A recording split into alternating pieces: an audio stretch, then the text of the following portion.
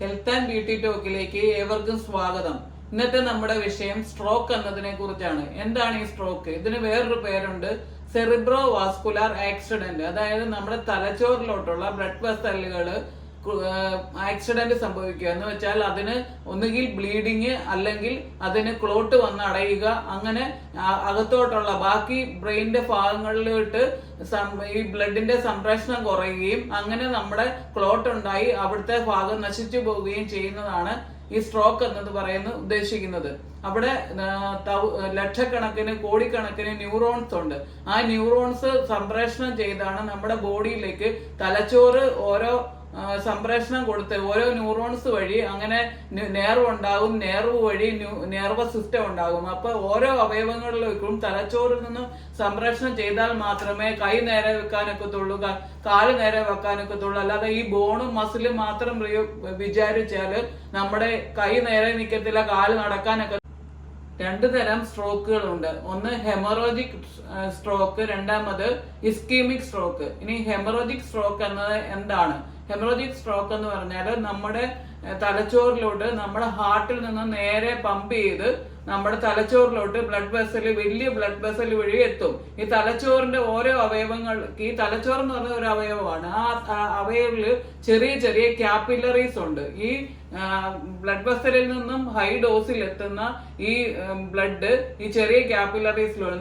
നമുക്ക് BP ഉണ്ടെന്നിരിക്കട്ടെ, അപ്പം ഹൈ ഫോഴ്സിലാണ് ഈ ബ്ലഡ് വെസലിൽ നിന്നും ഹാർട്ടിൽ നിന്നും ബ്ലഡ് വെസൽ വഴി നമ്മുടെ തലച്ചോറിൽ ഈ ബ്ലഡ് എത്തുന്നത്. അപ്പൊ ഈ ക്യാപ്പിലറിലോട്ട് ആ ഭയങ്കര സ്പീഡിൽ എത്തുകയാണെങ്കിൽ ഈ ക്യാപ്പിലറീസ് പൊട്ടിയിട്ട് അത് ബ്ലഡ് ചീറ്റാൻ തുടങ്ങും. അപ്പൊ അങ്ങനെ വരുമ്പോഴും നമ്മുടെ തലച്ചോറിന്റെ ബാക്കി ഭാഗങ്ങളിലോട്ട് ഈ രക്തയോട്ടം കിട്ടാതെ വരികയും ലക്ഷക്കണക്കിന് ന്യൂറോൺസ് സെക്കൻഡുകൾക്കുള്ളിൽ നശിക്കുകയും ചെയ്യുന്നു.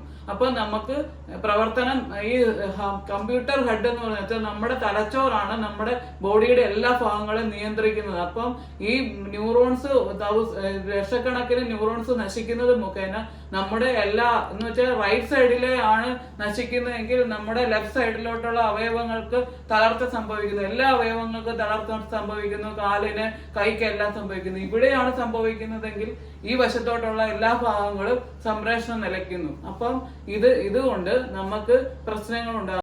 ഹെമറോജിക് സ്ട്രോക്കിന് ഞാനൊരു എക്സാമ്പിൾ പറയാം. അതായത് നമ്മൾ കിണറ്റിൽ നിന്നോ ആറ്റിൽ നിന്നോ ഒരു കണക്ഷൻ, ഡയറക്റ്റ് കണക്ഷൻ മോട്ടറിൽ നിന്ന് നമ്മൾ ചെടിക്കൊക്കെ വെള്ളം ഒഴിക്കാൻ വേണ്ടി വലിയ ഓസ് വഴി നമ്മൾ എത്തിക്കുന്നു. ആ വെള്ളം ഒഴിച്ചുകൊണ്ടിരിക്കുമ്പോൾ നമുക്ക് അടുത്തതിലോട്ട് എത്തിക്കാതെ വരുമ്പോൾ നമ്മൾ നമ്മുടെ കയ്യിലുള്ളത് ചെറിയ ഓസാന്ന് വെച്ചോ, നമ്മൾ അത് കണക്ട് ചെയ്യുന്നു. അപ്പൊ ഹൈ പ്രഷറിൽ നമ്മൾ ഡയറക്റ്റ് കണക്ട് ചെയ്ത ഈ ബ്ലഡ്, ഈ വെള്ളം വരുമ്പോൾ ഹൈ പ്രഷറിൽ വരുമ്പോൾ നമ്മുടെ ഈ ചെറിയ ഓസ് പിടിപ്പിക്കുമ്പോൾ അതൊന്നുകിൽ തെറിച്ചു പോവുകയോ അത് പൊട്ടിപ്പോവുകയോ ചെയ്യുന്നു. അതുപോലെ തന്നെയാണ് നമ്മുടെ ഹാർട്ടിൽ നിന്നും വരുന്ന വലിയ ബ്ലഡ് വെസലിൽ നിന്നും തലയിലോട്ട് വരുമ്പോൾ ഈ ക്യാപ്പിലറീസ് കുഞ്ഞിതാണ്, തലച്ചോറിനുള്ള ക്യാപ്പിലറീസ് കുഞ്ഞിതാണ്. അപ്പൊ ഹൈ പ്രഷറിൽ നമുക്ക് ബ്ലഡ് പ്രഷർ ഉള്ളപ്പോൾ ഹൈ പ്രഷറിൽ വരികയും ഈ ക്യാപ്പിലറീസ് അങ്ങ് പൊട്ടിപ്പോവുകയും ചെയ്യുന്നു.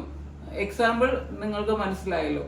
അതുപോലെ അപ്പൊ നമ്മുടെ ബാക്കി ഭാഗങ്ങൾക്ക് പ്രശ്നങ്ങൾ, രക്തഓട്ടം കുറഞ്ഞിട്ട് ഓക്സിജനേറ്റഡ് ബ്ലഡ് എല്ലാ അവയവങ്ങൾക്കും കിട്ടും. ഏത് അവയവങ്ങൾക്ക് കിട്ടാതെ വന്നോ, ഹാർട്ടിന് കിട്ടാതെ വന്നാൽ ഹാർട്ട് നശിച്ചു പോകും. അതുപോലെ തന്നെ തലച്ചോറിന് കിട്ടാതെ വരുമ്പോൾ അതിനകത്തെ ന്യൂറോൺസും എല്ലാം നശിച്ചു പോകും. ഇനി ഇത് ഹെമറോജിക് സ്ട്രോക്ക് ആണെന്ന് മനസ്സിലായി. അതായത് നമ്മളൊരു BP പേഷ്യന്റ് ആണ്. അപ്പൊ ഈ തളർച്ചയൊക്കെ കണ്ടുവെങ്കിൽ നമ്മൾ ഉടനെ തന്നെ ഈ പേഷ്യന്റ് BP നോക്കണം. BP മെഷീൻ ഒരെണ്ണം നമ്മുടെ വീട്ടിൽ ഉണ്ടായിരിക്കണം. നമുക്ക് പേഷ്യന്റ് BP നോക്കിയതിനു ശേഷം ഹൈ പ്രഷറിലാണെങ്കിൽ നമ്മൾ കഴിച്ചുകൊണ്ടിരിക്കുന്ന ഒരു ടാബ്ലറ്റ് കൊടുത്തിരിക്കണം. കാരണം ഈ ബ്ലഡ് ഇങ്ങനെ ഹൈ ഫോഴ്സിൽ പോയിക്കൊണ്ടിരിക്കുക, നമ്മുടെ മൊത്തം ബ്ലഡും ബോഡിയിലുള്ള മൊത്തം ബ്ലഡ് ഒരു വലിയ ബ്ലഡ് വെസൽ പൊട്ടിക്കിടക്കുമ്പോൾ അതുവഴി നമ്മുടെ ബ്ലഡ് മൊത്തം നശിക്കുകയും അതുവഴി ഹാർട്ടിലോട്ട് രക്തയോട്ടം, ലങ്സിലോട്ട് രക്തയോട്ടം വരാതിരിക്കുകയും ചെയ്യുമ്പോൾ ഹാർട്ട് അറ്റാക്ക് വഴിയും പൾമനറി അറ്റാക്ക് വഴിയും നമ്മൾ മരിച്ചു പോകും. അതാണ് ഏറ്റവും വലിയ സീരിയസ് ആയിട്ടുള്ള സ്ട്രോക്ക് എന്ന് പറയുന്നത്. ഈ ഹെമറോജിക് സ്ട്രോക്ക് ആണ്. അത് 15% ആൾക്കാർക്കേ വരാറുള്ളൂ. പക്ഷെ നമ്മൾ എപ്പോഴും നമ്മുടെ BP കൺട്രോളിലായിരിക്കണം. എപ്പോഴും നമ്മുടെ വീട്ടിലൊരു മെഷീൻ വെച്ച് നമ്മൾ ഇടയ്ക്ക് നോക്കുകയും വേണം. മരുന്ന് കഴിക്കുന്ന ആളാണെങ്കിൽ പോലും നമ്മൾ എപ്പോഴും കൺട്രോളിലാണോ ഇല്ലയോ എന്നുള്ളത് നമ്മൾ എപ്പോഴും സ്ഥിരപ്പെടുത്തി മനസ്സിലാക്കിയിരിക്കണം. രണ്ടാമത്തെ സ്ട്രോക്ക് ഇസ്കീമിക് സ്ട്രോക്ക്. അത് 85% ആൾക്കാർക്കും വരുന്നത് ഇസ്കീമിക് സ്ട്രോക്ക് ആണ്. അതായത് നമുക്ക് കൊളസ്ട്രോള്, BP എന്നിവ കൂടുതലായിട്ട് നമ്മുടെ ബോഡിയിൽ ഉണ്ടെങ്കിൽ അത് നമ്മുടെ ബ്ലഡ് വെസലിൽ കൂടി ഈസി ആയിട്ട് പോയിക്കൊണ്ടിരിക്കുന്നതാണ്. അപ്പൊ ഈ പഞ്ചസാര അടങ്ങിയ ബ്ലഡ് എന്ന് വെച്ചാൽ ഷുഗർ അടങ്ങിയ ബ്ലഡ് വരുമ്പോൾ അത് കൊഴുത്ത് വരും, അതിന് രക്തഓട്ടം കുറയും. അതുപോലെ തന്നെ നമ്മുടെ സിഗരറ്റ് സ്മോക്കിംഗ് ഉള്ളവർക്കും ഈ നിക്കോട്ടിന്റെ അംശം വരുമ്പോൾ ഈ ക്ലോട്ടിങ്ങിന്റെ ഇത് കൂട്ടും, നമ്മുടെ ബ്ലഡിന്റെ ക്ലോട്ടിങ്ങിന്റെ കഴിവ് കൂട്ടും. അങ്ങനെ വരുമ്പോഴും അതുപോലെ തന്നെ കൊളസ്ട്രോളിനും ക്ലോട്ടിങ്ങിന്റെ കഴിവ് കൂട്ടും. അങ്ങനെ നമ്മുടെ ഓസിന്റെ അത് പായൽ അടിയുന്നത് പോലെ ഇത് അടിഞ്ഞു കിടക്കും. അപ്പം മറുവശത്തോട്ടുള്ള അവയവങ്ങളിലോട്ടുള്ള രക്തയോട്ടം കുറയുകയും പതുക്കെ നിന്ന് പോവുകയും ചെയ്യുന്നു. അങ്ങനെ തലച്ചോറിലോട്ടുള്ളത് കുറയുമ്പോൾ സംഭവിക്കുന്ന സ്ട്രോക്ക് ആണ് ഇസ്കീമിക് സ്ട്രോക്ക്. അതായത് നമ്മുടെ ബോഡി എവിടെയാണോ സംഭവിക്കുന്നത് ആ വശത്തിന്റെ ഓപ്പോസിറ്റ് ഭാഗം തളർന്നു പോകുന്നു, എല്ലാ അവയവങ്ങൾക്കും കുഴപ്പങ്ങൾ സംഭവിക്കുന്നു. ഇനി എന്താണ് ഇതിന്റെ സിംറ്റംസ് എന്ന് നോക്കാം. അതായത് ബി ഫാസ്റ്റ് എന്നാണ് ഇത് നമുക്ക് പെട്ടെന്ന് മനസ്സിലാക്കാൻ പറ്റുന്ന സിംറ്റംസ്. എത്രയും പെട്ടെന്ന് സിംറ്റംസ് മനസ്സിലായാൽ എത്രയും പെട്ടെന്ന് ഇയാളെ പേഷ്യന്റിനെ എത്രയും പെട്ടെന്ന് ഹോസ്പിറ്റലിൽ എത്തിക്കണം. കാരണം ഈ മിനിറ്റുകൾക്കുള്ളിൽ ഇത് നശിച്ചുകൊണ്ടിരിക്കുകയാണ്, പേഷ്യന്റ് പ്രശ്നങ്ങൾ കൂടിക്കൊണ്ടിരിക്കുകയാണ്. എത്രയും പെട്ടെന്ന് രക്ഷിച്ചാൽ അതിന്റെ റിക്കവറി ഈസി ആയിട്ട് നടക്കും. നമ്മൾ സമയം താമസിക്കുന്നതിനനുസരിച്ച് 3 hours ഗോൾഡൻ അവേഴ്സ് എന്ന് പറയുന്നു. ഈ 3 hours പേഷ്യന്റിന് ബ്ലഡ് ഈ ഇസ്കീമിക് സ്ട്രോക്ക് ഒക്കെ വരുമ്പോൾ അല്ലെങ്കിൽ നമ്മുടെ ഹെമറോജിക് സ്ട്രോക്കിൽ BP ഹൈ ഡോസിൽ ഇരിക്കുന്നവർക്കും എല്ലാവർക്കും രക്ഷപ്പെടുത്തണമെങ്കിൽ എന്ന് വെച്ചാൽ ഈ സ്ട്രോക്ക് വന്ന് ഈ ബ്ലഡ് വെസലിൽ കൂടി ബ്ലഡ് കൂടുതലായിട്ട് പോയി കഴിയുമ്പോഴും അവിടെ ബ്ലഡ് ക്ലോട്ട് ആകും. അതുപോലെ തന്നെ ഇസ്കീമിക് സ്ട്രോക്കിനും വലിയൊരു ക്ലോട്ട് ഫോം ചെയ്യുന്നു. അപ്പൊ പല ക്ലോട്ടുകൾ ഫോം ചെയ്യുന്നത് മുഖേന ന്യൂറോൺസ് നശിച്ചു പോകുന്നത് കൊണ്ട് ഈ ന്യൂറോൺസ് വേണം സംപ്രേഷണം ചെയ്ത് നമ്മുടെ തലച്ചോറിന്റെ ന്യൂറോൺസ് എല്ലാം പ്രവർത്തിച്ച് വേണം നമ്മുടെ ബോഡിയുടെ ഓരോ അവയവങ്ങൾക്കും സംരക്ഷണം എത്തിച്ച് അതിന്റെ പ്രവർത്തനം ശരിയാക്കാനായിട്ട്. അപ്പം അതിന് രക്ഷപ്പെടുത്തുന്നതിന് വേണ്ടി എത്രയും പെട്ടെന്ന് ഈ ക്ലോട്ട് അലിയിച്ച് കളയണം. അപ്പം അത് നമ്മുടെ ഹോസ്പിറ്റലിൽ എത്തിയാൽ മാത്രമേ ന്യൂറോ സർജറി, ന്യൂറോ മെഡിസിൻ ഉള്ള പ്രമുഖമായ ഹോസ്പിറ്റലുകളുടെ നമ്പറുകൾ നമ്മുടെ കയ്യിൽ എപ്പോഴും ഉണ്ടായിരിക്കണം. നമ്മൾ ആംബുലൻസിന്റെ നമ്പർ വിളിച്ച് എത്തിക്കുന്ന അപ്പോൾ തന്നെ നമ്മൾ ഈ ഹോസ്പിറ്റലിന്റെ നമ്പറിലും വിളിച്ചിട്ട് പറയണം നമ്മുടെ പേഷ്യന്റ് ഇങ്ങനെ എല്ലാ സിംറ്റംസ് ഉണ്ട്. അപ്പൊ അവർ അലർട്ടായിരിക്കും. സ്ട്രോക്ക് യൂണിറ്റുകളും അവർക്ക് പ്രത്യേകം ടീം യൂണിറ്റുകൾ കാണും. അപ്പൊ അവർ അലർട്ടായിരിക്കും. നമ്മുടെ ഈ മെഡിസിനും ഇതെല്ലാം നമ്മളെ രക്ഷിക്കാനുള്ള എല്ലാ സജ്ജീകരണങ്ങളുമായിട്ട് അവർ അലർട്ടായിരിക്കും. അപ്പൊ ഇനിയും അതിന്റെ സിംറ്റംസ് എന്താന്ന് വെച്ചാൽ ബി ഫാസ്റ്റ് എന്ന് വെച്ചാൽ ആദ്യം ബി എന്ന് പറഞ്ഞാൽ നമ്മുടെ ബാലൻസ് തെറ്റുന്നു. ഒരാൾ നടന്നു പോകുമ്പോൾ നമ്മൾ നമ്മുടെ സഹോദരങ്ങളാകാം, അപ്പനും അമ്മയാകാം, നമ്മൾ തന്നെയാകാം, നമ്മൾ നടക്കുമ്പോൾ തന്നെ നമ്മുടെ ബാലൻസിൽ നിന്നും നമ്മൾ മുന്നോട്ടോ സൈഡിലോട്ടോ ഒക്കെ നമ്മൾ അറിയാതെ തന്നെ വേച്ച് പോകുന്നു. അതാണ് ബാലൻസ് തെറ്റുക. രണ്ടാമത്തേന്ന് പറഞ്ഞാൽ ബി ഫാസ്റ്റ്. അതിനകത്ത് രണ്ടാമത്തെ ഐയില് ഒന്നുകിൽ നമ്മുടെ ഈ തലച്ചോറിലൂടെ രക്തയോട്ടം കുറയുകയും ന്യൂറോൺസിന് സംപ്രേഷണം ഇല്ലാതെയും വരുമ്പോൾ നമ്മുടെ കണ്ണിന് നോക്കുമ്പോൾ കാഴ്ചയില്ലാതെ വരുന്നു. ഇവിടെയാണ് പ്രശ്നമെങ്കിൽ ഇവിടുത്തെ കണ്ണിന് കാഴ്ചക്കുറവ്, ഇവിടെയാണ് പ്രശ്നമെങ്കിൽ ഈ കണ്ണിന് കാഴ്ചക്കുറവ്. അങ്ങനെ സംഭവിക്കും. ചിലപ്പോൾ ഡബിൾ വിഷൻ സംഭവിക്കും. ചിലപ്പോൾ നമ്മൾ കണ്ട ആളിനെ നമുക്ക് മനസ്സിലാകാതെ വരും. കാരണം ഈ കണ്ണിന്റെ ഇവിടുന്ന് ന്യൂറോൺസ് പ്രവർത്തിച്ച് തലച്ചോറിൽ എത്തിയാൽ മാത്രമേ ആരെയാണ് കണ്ടതെന്ന് ഈ പേഷ്യന്റിന് മനസ്സിലാകത്തുള്ളൂ. കാണുന്നുണ്ട്, പക്ഷെ ആള് ഇങ്ങനെ കണ്ണ് തുറന്നിരുന്ന് കാണുന്നുണ്ട്, പക്ഷെ ആൾക്ക് മനസ്സിലാകത്തില്ല. എങ്ങനെയാ? കാരണം ന്യൂറോൺസ് എന്ന് മെസ്സേജ് തലച്ചോറിൽ എത്തിച്ചാൽ മാത്രമേ ഈ പേഷ്യന്റിന് മനസ്സിലാകത്തുള്ളൂ നമ്മൾ ആരാണെന്ന്. രണ്ടാമത്തേതെന്ന് പറഞ്ഞാല് രണ്ടാമത്തെയാണ് ഐയെ കുറിച്ച് പറഞ്ഞത്. അടുത്തത് ഫേസ്. ഫേസ് എന്ന് പറഞ്ഞാൽ നമ്മുടെ മുഖത്തിന് ചിരിക്കുകയോ വർത്താനം പറയുകയോ ഒക്കെ ചെയ്യുമ്പോൾ ചുണ്ട് ഒരു സ്ഥലത്തോട്ട് ഏത് വശത്താണോ പ്രശ്നം എന്ന് വെച്ചാൽ ആ മറുവശത്തോട്ട് ഇങ്ങനെ ചെരിഞ്ഞിരിക്കും. അങ്ങനെ നമ്മുടെ മുഖത്തിൽ വ്യത്യാസം വരുമ്പോൾ നമ്മൾക്ക് ഒരു പേഷ്യന്റിനെ നമ്മൾ മനസ്സിലാക്കണം. നമ്മുടെ ആരാണെങ്കിലും നമ്മൾ മനസ്സിലാക്കണം ഇതിൽ നിന്നും അവരുടെ മുഖത്തിന്റെ ഷേപ്പ് മാറുന്നതിന്. അടുത്തത് എന്ന് വെച്ചാൽ കൈ നേരെ നിൽക്കുന്നില്ല. കൈ നേരെ നിൽക്കാതെ അവർ ഇങ്ങനെ കൈ ബാലൻസ് തെറ്റി ഇങ്ങനെ കയ്യിൽ ഒരു പാത്രം പിടിക്കുന്നതെല്ലാം താഴെ പോവുക. അപ്പൊ അമ്മയാണെങ്കിൽ അടുക്കള ഒരു പാത്രം എടുത്ത് എപ്പോഴും നമ്മൾ സൗണ്ട് കേൾക്കുന്നു, ഈ കയ്യിൽ നിന്ന് ഇങ്ങനെ താഴെ പോകുന്നു. അപ്പൊ നമ്മൾ മനസ്സിലാക്കണം എന്തോ പ്രശ്നമുണ്ട്. ഇവരുടെ അറിഞ്ഞാണോ അറിയാതെയാണോ ഈ കൈ താഴെ പോകുന്നത്. അതുപോലെ അവരെ നിർത്തി നോക്കണം. അവര് കൺട്രോൾ ഇല്ലാതെ അവർക്ക് തന്നെ കൺട്രോൾ ഇല്ലാതെ താഴെ പോവാന്ന് മനസ്സിലായാൽ നിങ്ങൾക്ക് അതൊരു ന്യൂറോ മെഡിസിനോ ന്യൂറോ സർജറി ഉള്ള ഹോസ്പിറ്റലിൽ ഇവരെ കാണിച്ചിരിക്കണം. അത് കണക്ക് സ്പീച്ച് എന്ന് പറഞ്ഞാൽ അവരുടെ സംസാരത്തിൽ അവർ നമ്മളോട് സംസാരിക്കുമ്പോഴോ അല്ലാതെ സംസാരിക്കുമ്പോഴോ അപ്പോൾ ഒന്നുകിൽ അവർ റിപ്പീറ്റഡ് ആയിട്ട് പറഞ്ഞത് തന്നെ പിന്നെയും പറഞ്ഞുകൊണ്ടിരിക്കും. അതുപോലെ തന്നെ ഈ കുഴഞ്ഞു വരിക, സംസാരത്തിൽ വ്യത്യാസം, അവര് പറയുന്നത് നമുക്ക് മനസ്സിലാകാതെ വരിക, ഇതൊക്കെയാണ് സിംറ്റംസ്. ഇനി അടുത്ത ടി എന്ന് പറഞ്ഞാൽ ബി ഫാസ്റ്റിലെ ടി എന്ന് പറഞ്ഞാൽ ടൈം ഫ്രഷ്യസ് ആണ്. ഈ തൗസൻഡ്സ് ഓഫ് അല്ലെ ലാക്സ് ഓഫ് ന്യൂറോൺസ് സെക്കൻഡുകൾക്കുള്ളിൽ നശിച്ചുകൊണ്ടിരിക്കുമ്പോൾ നമുക്ക് പ്രശ്നങ്ങൾ ഉണ്ടാകുന്നു. അതുകൊണ്ട് എത്രയും പെട്ടെന്ന് ഈ പേഷ്യന്റിനെ എത്തിക്കുക എന്നുള്ളതാണ് ടൈം പ്രഷ്യസ് എന്ന് പറയുന്ന ഗോൾഡൻ അവേഴ്സ് എന്നുള്ളത് കൊണ്ട് ഇതിനെ ഉദ്ദേശിക്കുന്നത്. അതായത് 3 അവേഴ്സിനുള്ളിൽ ഈ ത്രോംബോലൈസിസ് നടന്നാൽ പെട്ടെന്ന് ഈ ക്ലോട്ട് അലിയുകയും ഈ പേഷ്യന്റിന് രക്ഷപ്പെടുകയും റിക്കവറി ഈസി ആയിട്ട് നടക്കുകയും ചെയ്യും. ഇതിന്റെ ട്രീറ്റ്മെന്റുകൾ എന്തൊക്കെയാണെന്ന് പറയാം. ഇത് BP പേഷ്യന്റിന് ഹെമറോജിക് സ്ട്രോക്ക് ഉണ്ടാകുന്നെന്ന് പറഞ്ഞല്ലോ. അപ്പൊ ഹോസ്പിറ്റലിൽ എത്തിയ ഉടൻ അവൻ BP ടെസ്റ്റ് ചെയ്തിട്ട് നോക്കിയിട്ട് അവര് ഹൈ BP കുറയ്ക്കാൻ വേണ്ടിയുള്ള മരുന്നുകൾ കൊടുക്കുന്നു. അങ്ങനെ ബ്ലീഡിങ് നിൽക്കാനുള്ള മരുന്നും കൊടുക്കുന്നു.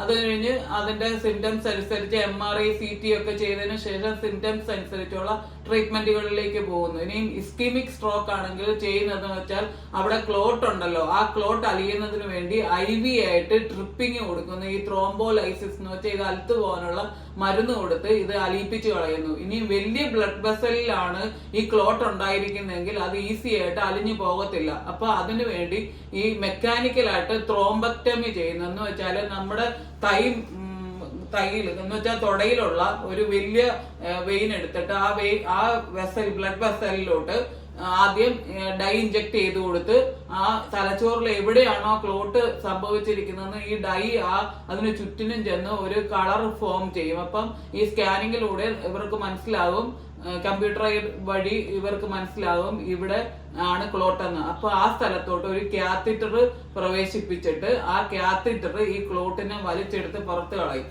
ഇനി ഇതും നടക്കത്തില്ലെങ്കിൽ ബ്രെയിൻ ഓപ്പൺ ചെയ്തിട്ട് അതിന്റെ അകത്തുനിന്ന് ആ ബ്ലഡ് ക്ലോട്ട് എടുത്തു കളയും. ഇതൊക്കെ 2014 വരെ ഈ ത്രോംബോലൈസിസ് എന്ന് പറയുന്ന ഈ ട്രിപ്പിങ് മാത്രമേ ഉള്ളായിരുന്നു. അതിന് ഒരു പരിഹാരമായിട്ട് ബ്രെയിനിന്റെ ആൾക്കാരെ, ഈ സ്ട്രോക്ക് വന്ന ആൾക്കാരെ രക്ഷിക്കാനായിട്ട് വലിയ മെഡിസിൻ ഒന്നും കണ്ടുപിടിച്ചിട്ടില്ലായിരുന്നു. പക്ഷെ ഈ 2014 ഓപ്പൺ ചെയ്ത് ഹാർട്ട് സർജറി ചെയ്ത് നമ്മളെ പേഷ്യന്റിനെ രക്ഷിക്കുന്നത് പോലെ തന്നെ ആൻജിയോപ്ലാസ്റ്റി പോലെ തന്നെ സ്റ്റെന്ത് ഇട്ടും ഒക്കെ പേഷ്യന്റിനെ ഈ ബ്രെയിനിന്റെ പ്രശ്നങ്ങൾക്ക് ഓപ്പൺ ചെയ്തിട്ട് രക്ഷിക്കാം എന്നുള്ളത് 2014 തൊട്ടാണ് കൂടുതൽ സയന്റിഫിക് ആയിട്ടുള്ള റിസർച്ച് നടത്തി കണ്ടുപിടിച്ചത്. അങ്ങനെ ഇപ്പം സ്ട്രോക്ക് വന്ന പേഷ്യൻസിനെ എത്രയും പെട്ടെന്ന് എത്തിക്കുകയാണെങ്കിൽ അവരെ ഈസി ആയിട്ട് രക്ഷിക്കാനുള്ള എല്ലാ സജ്ജീകരണങ്ങളും ഉണ്ട്. അതുകൊണ്ട് എത്രയും പെട്ടെന്ന് പേഷ്യന്റിനെ എത്തിക്കുക. മൂന്നാമതായിട്ട് നമ്മുടെ ഹാർട്ടിൽ നിന്നും വലിയ ബ്ലഡ് വെസൽ എന്നിട്ട് ഇവിടെ കഴുത്തിന്റെ അവിടെ വന്നിരിക്കുന്നത് കരോട്ടിഡ് ആർട്ടറിയാണ്. അപ്പൊ കരോട്ടിഡ് ആർട്ടറിക്ക് എന്തെങ്കിലും ചുരുക്കം സംഭവിക്കുകയാണെങ്കിലും ആവശ്യത്തിന് ബ്ലഡ് തലച്ചോറിലോട്ട് എത്തത്തില്ല. അങ്ങനെ ഈ ചുരുക്കം സംഭവിക്കുന്നതിന് നമ്മുടെ ഹാർട്ടിന് ആൻജിയോപ്ലാസ്റ്റി ചെയ്യുന്നത് പോലെ തന്നെ സ്റ്റെന്ത് ഇട്ട് എന്ന് വെച്ചാൽ ഇവിടുത്തെ ഇത് വികസിപ്പിക്കാൻ വേണ്ടി സ്റ്റെന്ത് ഇട്ട് ബലൂൺ മാതിരിയുള്ള ഒരു സാധനമാണ് ഈ സ്റ്റെന്ത് എന്ന് പറയുന്നത്. ഈ സാധനം വന്നിട്ട് ഈ ചുരുക്കം വന്നിരിക്കുന്ന ഭാഗത്തിനെ അങ്ങ് വികസിപ്പിക്കും. അപ്പം രക്തം ഈസി ആയിട്ട് നമ്മുടെ തലച്ചോറിലോട്ട് എത്തും. അതാണ് കരോട്ടിഡ് സ്റ്റെന്റിങ് എന്നതുകൊണ്ട് ഉദ്ദേശിക്കുന്നത്. അടുത്തത് അന്യൂറിസം വഴിയാണെങ്കിൽ, അന്യൂറിസം എന്ന് വെച്ചാൽ നമ്മുടെ ബ്ലഡ് വെസലിൽ എവിടെയെങ്കിലും ഇപ്പൊ നമ്മുടെ ഒരു ഓസ് ചൂടത്ത് വെയിലത്ത് കിടന്നിട്ട് അല്ലെങ്കിൽ തീയുടെ അടുത്ത് കിടന്നിട്ട് അത് ഉരുകി കഴിയുമ്പോൾ അത് ബലൂൺ മാതിരി ലൂസായിട്ട് വരത്തില്ല. അതുപോലെ തന്നെ നമ്മുടെ ഹൈ ഡോസിൽ ബ്ലഡ് പ്രഷറിൽ നമ്മുടെ ബ്ലഡ് ഓടുന്നത് മുഖേന നമ്മുടെ ബ്ലഡ് വെസൽ, തലച്ചോറിലോട്ടുള്ള ബ്ലഡ് വെസലില് ഇങ്ങനെ ബലൂൺ മാതിരി ബാഗ് മാതിരി തൂങ്ങിക്കിടക്കുന്ന ഒരു അവസ്ഥ നമ്മുടെ ബ്ലഡ് വെസലിന് വരും.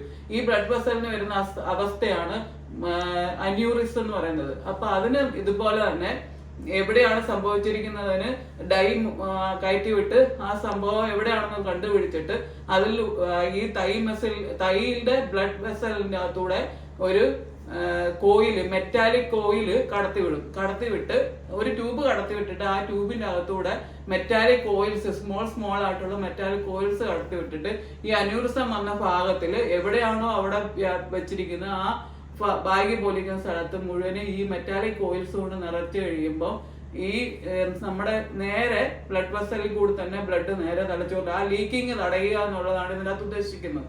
അങ്ങനെയാണ് ഇതിൽ നിന്ന് അന്യൂറിസത്തിൽ നിന്നും പേഷ്യന്റിനെ രക്ഷിക്കുന്നത്. ഈ പേഷ്യന്റ് ഡിസ്ചാർജ് ആയി വീട്ടിലെത്തിയാൽ കണ്ടിന്യൂസ് ആയിട്ട് മെഡിക്കേഷൻ എടുക്കണോ വേണ്ടോ? എടുക്കണം. കാരണം ഈ പേഷ്യന്റിന് പിന്നെയും 50% ചാൻസ് ഉണ്ട് അടുത്ത ഒരു സ്ട്രോക്ക് വരാനുള്ള ചാൻസ് ഉണ്ട്. അതുകൊണ്ട് കണ്ടിന്യൂസ് ആയിട്ട് മെഡിക്കേഷൻ എടുക്കണം. അതിന് മെയിൻ ആയിട്ട് കൊടുക്കുന്നത് ആസ്പിരിനും ക്ലോപ്പിഡോഗ്രൽ എന്ന് പറയുന്ന മെഡിസിനുമാണ്. ഇത് അലിയിപ്പിച്ച് കളയുന്ന സ്ഥിരമായിട്ട് രക്തം കട്ട പിടിക്കാതിരിക്കാനുള്ള മെഡിസിൻ കൊടുത്തോണ്ടേയിരിക്കും. അത് ഉച്ച സമയത്താണ് കൂടുതലായിട്ട് കഴിക്കുന്നത്. കാരണം ചൂടിന്റെ കൂടുതലുള്ള സമയത്ത് ബ്ലഡ് വെസൽ നല്ലവണ്ണം വികസിച്ചിരിക്കുന്ന സമയത്താണ് ഇത് കഴിക്കേണ്ടത്. അതുപോലെ തന്നെ പിന്നെ നമുക്ക് വാർഫാരിൻ എന്ന് പറയുന്ന ഒരു മെഡിസിൻ എന്ന് വെച്ചാൽ ബ്ലഡ് നേർപ്പിച്ചു പോകുന്നതിന് വേണ്ടി, മറ്റേത് കട്ട പിടിക്കാതിരിക്കാനുള്ളത്, ഇത് നേർപ്പിച്ചു പോകുന്നത്. ഇത് കൊടുക്കുന്നത് വെച്ചാൽ ഹാർട്ടിന് എന്തെങ്കിലും പ്രശ്നമുള്ള വാൽവിനോ അതുപോലെ തന്നെ എന്തെങ്കിലും ഹൃദയമിടിപ്പിൽ എന്തെങ്കിലും പ്രശ്നമൊക്കെ ഉള്ളവർക്ക് ഈ രക്തം നേർപ്പിച്ചു പോകാനുള്ള മെഡിസിനും കൂടെ കൊടുക്കും. വാർഫാരിൻ എന്ന് പറയുന്ന മെഡിസിനും കൂടെ കൊടുക്കും. അത് കഴിഞ്ഞ് അതുപോലെ തന്നെ ഡിസ്ചാർജ് ആയ പേഷ്യന്റിന് ഫിസിയോതെറാപ്പിയുടെ ആവശ്യമുണ്ട്. അതുപോലെ തന്നെ എക്സർസൈസിന്റെ ആവശ്യമുണ്ട്. ഈ മെഡിസിൻ കണ്ടിന്യൂസ് ആയിട്ട് എടുക്കണം. ഈ സ്ട്രോക്ക് വരാതിരിക്കാൻ നമുക്ക് ശ്രദ്ധിക്കേണ്ടത് ഇതിന്റെ വരാനുള്ള കാരണങ്ങൾ എന്ന് വെച്ചാൽ ഷുഗർ കൂടുതലായിട്ടുള്ളത്. അപ്പൊ ഷുഗർ കുറയ്ക്കുക, കൊളസ്ട്രോൾ കൂടുതലായിട്ടുള്ള ഫുഡ് അതിനുള്ള സാഹചര്യങ്ങൾ കുറയ്ക്കുക. അതൊക്കെ സിഗരറ്റ് സ്മോക്കിങ് നമ്മൾ നിർത്തുക. അതുപോലെ തന്നെ നമ്മുടെ BP കൂടുന്ന സാധനങ്ങൾ, സോഡിയം കൂടുതലുള്ള, കറിയിപ്പ് കൂടുതലുള്ള ആഹാരങ്ങൾ കുറയ്ക്കുക. അത് വെച്ചാൽ ഈ കറിയിപ്പ് കുറയ്ക്കുക, ആഹാരങ്ങളിൽ കറിയിപ്പ് കുറയ്ക്കുക. പിന്നെ അതുപോലെ ഒമേഗ 3 ഫാറ്റി ആസിഡ് കൂടുതലുള്ള ആഹാരങ്ങൾ, അതായത് സാൽമൺ, ഫിഷ് എന്നിവ കൂടുതലായിട്ട് നമ്മുടെ ഫുഡിൽ ഉൾപ്പെടുത്തുക. അല്ലെങ്കിൽ കഴിക്കുന്നില്ലെന്നുണ്ടെങ്കിൽ ഒമേഗ 3 ഫാറ്റി ആസിഡിന്റെ ക്യാപ്സൂൾ കഴിക്കുക. അത് കണക്ക് ഷുഗർ കുറഞ്ഞുള്ള ഭക്ഷണ സാധനങ്ങൾ, അതായത് ഷുഗർ കുറഞ്ഞുള്ള ഫ്രൂട്ട്സ്, അത് കണക്ക് പച്ചക്കറികൾ, ഗ്രീൻ ലീഫി വെജിറ്റബിൾസ് എന്നിവ ഭക്ഷണത്തിൽ ഉൾപ്പെടുത്തുക. അവക്കോട ഫ്രൂട്ട്സ് നല്ലതാണ്. അത് കൂടുതൽ നമുക്ക് ഫലപ്രദമാണ് ഈ സ്ട്രോക്ക് ഉണ്ടാകാതിരിക്കാൻ. അതുപോലെ അങ്ങനെ നമ്മൾ ഫുഡിലൂടെയും നമ്മുടെ ഫുഡ് BP കൺട്രോളിലാക്കുക, ഷുഗർ കൺട്രോളിലാക്കുക, അതുപോലെ തന്നെ കൊളസ്ട്രോൾ കൺട്രോളിലാക്കുക. എപ്പോഴും അത് ഇടയ്ക്ക് നോക്കുകയും അതിനുള്ള മരുന്ന് കഴിക്കുകയും എല്ലാം ചെയ്ത് മരുന്ന് കഴിക്കുകയും ചെയ്ത് നമ്മുടെ ബോഡിയെ എപ്പോഴും നോർമൽ ആക്കി നിർത്തുകയാണെങ്കിൽ നമുക്ക് ഈ സ്ട്രോക്കിൽ നിന്ന് രക്ഷ നേടാം. എല്ലാവരെയും മനസ്സിലാക്കുകയും മറ്റുള്ളവരെ മനസ്സിലാക്കി അവർക്ക് രക്ഷ നേടാനുള്ള കാര്യങ്ങൾ നമ്മൾ ചെയ്തു കൊടുക്കുകയും ചെയ്യുക. അങ്ങനെ നമ്മൾ എപ്പോഴും സഹജീവികളോട് സ്നേഹമുള്ളവരായി നിൽക്കുക. ഇത് നിങ്ങൾക്ക് ഉപയോഗപ്രദമായെങ്കിൽ ലൈക്ക് ചെയ്യുക, ഷെയർ ചെയ്യുക, സബ്സ്ക്രൈബ് ചെയ്യാത്തവർ സബ്സ്ക്രൈബ് ചെയ്യുക. Please subscribe it.